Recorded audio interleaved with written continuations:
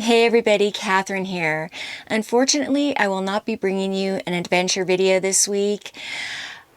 Last week, I had a fall accident. As you might have noticed already, I have a new addition to my face. Actually, a couple new additions to my face. I wish I had an amazing story for how it happened. I wound up going to the ER and had 11 stitches total on my face. I had 4 across the bridge of my nose, and I also had 7 on my forehead, as you might see here. I'm sorry if this grosses anybody out, but it is my reality.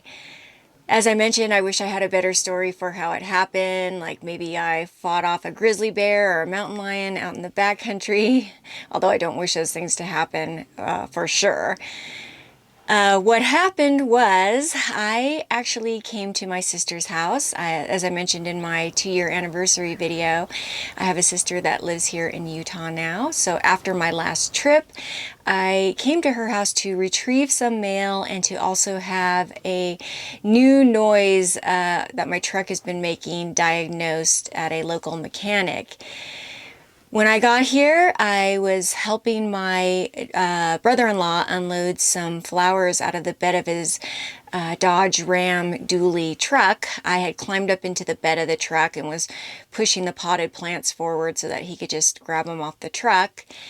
When I went to slide off of his tailgate, my feet did not clear the ground. So both my legs wound up kind of swinging back behind me underneath the tailgate and it projected me forward.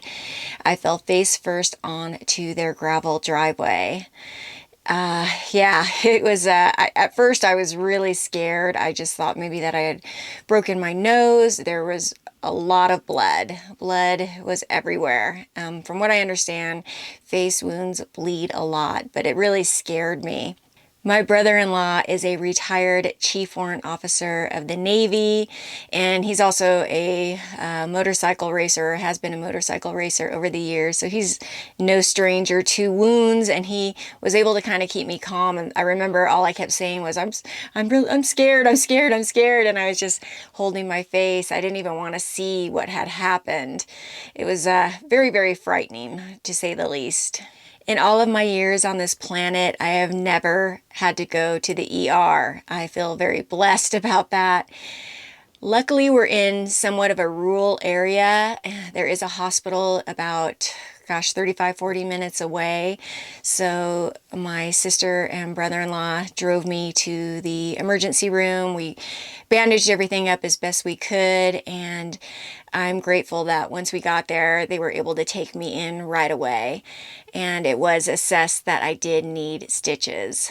I will share a few images next. I will give you a moment if you are a little bit squeamish and you want to skip ahead. It's not really too bad, but I understand that some people may not want to see it. It's somewhat graphic, so I'm going to put a timestamp here if you want to just skip ahead and skip those photos and hear the remainder of the story. This first image here is getting my stitches, and they numbed my face. I didn't feel it at all, which is good. They actually allowed my sister into the room as well, so I was very lucky, especially during these COVID times, that she was able to come in. The next photo is after we had gotten back into the car after the stitches, and we're getting ready to head back to my sister's place. And this last photo is me just recuperating in bed. I did also have a pretty good case of whiplash, so my neck and my shoulders were very sore. I just alleviated the pain with Tylenol and ibuprofen. I was on antibiotic also for the wounds, and a topical, and also one that I had to intake. And yeah, I mean, it just is starting to feel better. It's a little over a week later. The stitches came out a couple of days ago. I did get 2 pretty good shiners underneath each eye, which are still visible. I did the best I could to cover them with makeup today, but I imagine that you can probably still see them somewhat.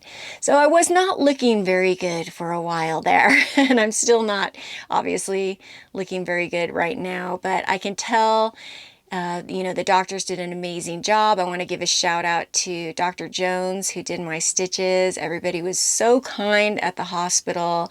He actually told me he checked out my YouTube channel when I went back to get the stitches out, and everybody made me feel very at ease. It was a scary situation, as I am sure you could imagine. So I'm very grateful that I was taken such good care of. And being here back at the house, the tables have kind of turned, and my sister was keeping an eye on me and looking after me. I have been here helping her out and keeping an eye on her. She is the sister that is recovering from her battle with lymphoma. She has come so far. I am just amazed at her progress, and she was actually looking out for me, which was amazing. The good side effect of all of this is that I've actually been able to spend time with my sister, which is very, very cool. And I'm glad that it happened, here at their house, and I had family around. I wasn't out in the backcountry. It could have been much, much worse. I thought I had broken my nose. I didn't break my nose. I didn't knock out any teeth. I was here with family. They say it wouldn't have happened if I wasn't here and if I wasn't helping them, and they feel bad, but they shouldn't feel bad at all. As I mentioned in my 2-year anniversary on the road video, anything can happen anywhere. And I know a lot of people worry about me in the backcountry, but this is a perfect example of how anything can happen anywhere. Who would have thought, an accident like this would happen in their driveway? The day that the accident happened, I was supposed to take my truck in for the diagnosis, so naturally I had to put that off. I did take it in this week, and they noticed that a couple of bolts on the torque converter were broken, but they didn't know if the flex plate had been damaged. Obviously, if you don't know anything about cars, that's not going to mean anything to you. It is in the transmission area of the car or of the truck. They asked that I remove the camper because they were not able to lift it. It's too heavy with the camper on in order to work on it. So they needed to order parts. I brought the truck back and the camper, and my brother-in-law helped me to separate the truck camper from the truck. It's the first time the camper has been off the truck since I've owned it. So over 2 years.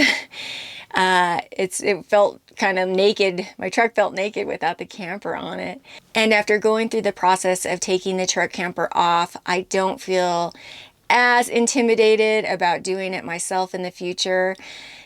It's more about putting it back on. I'm really nervous about that because I don't want to damage it. I don't want to hit it trying to do so. My brother-in-law is going to help me mount it back onto the truck when we get that back. The truck is in the shop now. It is being worked on. I won't get it back for another few days. Unfortunately, the flex plate was damaged, so it is going to be kind of a pricey repair. Seems like I've been putting a little bit of money into this truck lately, unfortunately. But it's better than a new truck payment, and unfortunately I can't afford a new truck anyhow right now, so it's just something that I have to do. I should be in good shape, both physically and with my truck, to get back on the road later on this week. So next week, stay tuned for a new adventure. I'm sorry to bring you this somewhat unfortunate news this week, but I did want to share with you, that it's not always peaches and cream out here, as I've said before. I wanted to share the good, the bad, and the ugly, and definitely this one was ugly. Tune in next week for a new adventure, and as always, I thank you all so much for your support, for your kind comments, for your likes, for your shares. If you haven't subscribed to the channel, please subscribe, and I will see you all on the next one. It's going to be better news next time. See you soon, everybody. Bye-bye.